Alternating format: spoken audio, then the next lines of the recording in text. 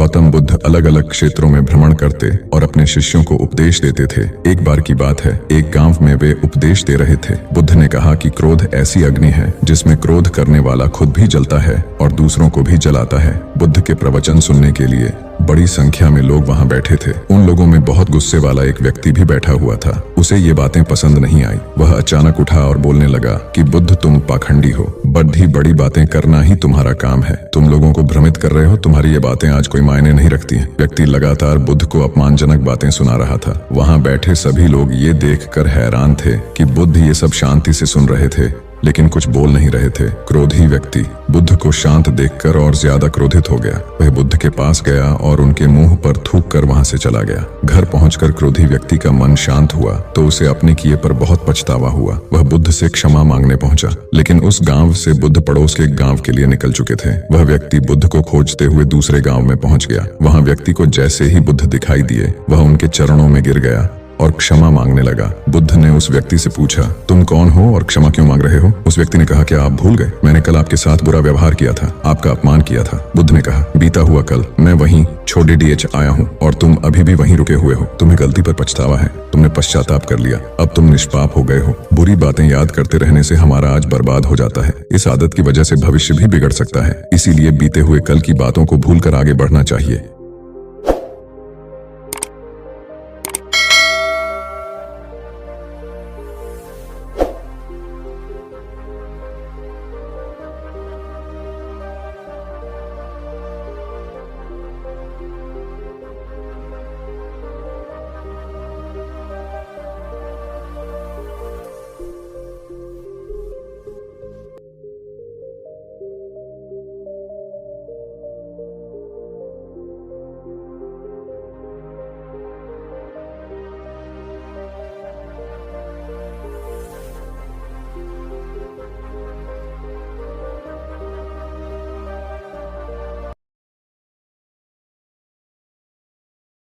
गौतम बुद्ध अलग अलग क्षेत्रों में भ्रमण करते और अपने शिष्यों को उपदेश देते थे। एक बार की बात है, एक गांव में वे उपदेश दे रहे थे। बुद्ध ने कहा कि क्रोध ऐसी अग्नि है जिसमें क्रोध करने वाला खुद भी जलता है और दूसरों को भी जलाता है। बुद्ध के प्रवचन सुनने के लिए बड़ी संख्या में लोग वहां बैठे थे। उन लोगों में बहुत गुस्से वाला एक व्यक्ति भी बैठा हुआ था। उसे ये बातें पसंद नहीं आई। वह अचानक उठा और बोलने लगा कि बुद्ध, तुम पाखंडी हो। बड़ी बड़ी बातें करना ही तुम्हारा काम है। तुम लोगों को भ्रमित कर रहे हो। तुम्हारी ये बातें आज कोई मायने नहीं रखती हैं। व्यक्ति लगातार बुद्ध को अपमानजनक बातें सुना रहा था। वहां बैठे सभी लोग ये देखकर हैरान थे कि बुद्ध ये सब शांति से सुन रहे थे, लेकिन कुछ बोल नहीं रहे थे। क्रोधी व्यक्ति बुद्ध को शांत देखकर और ज्यादा क्रोधित हो गया। वह बुद्ध के पास गया और उनके मुंह पर थूक कर वहां से चला गया। घर पहुंचकर क्रोधी व्यक्ति का मन शांत हुआ तो उसे अपने किए पर बहुत पछतावा हुआ। वह बुद्ध से क्षमा मांगने पहुंचा, लेकिन उस गांव से बुद्ध पड़ोस के गांव के लिए निकल चुके थे। वह व्यक्ति बुद्ध को खोजते हुए दूसरे गांव में पहुंच गया। वहां व्यक्ति को जैसे ही बुद्ध दिखाई दिए, वह उनके चरणों में गिर गया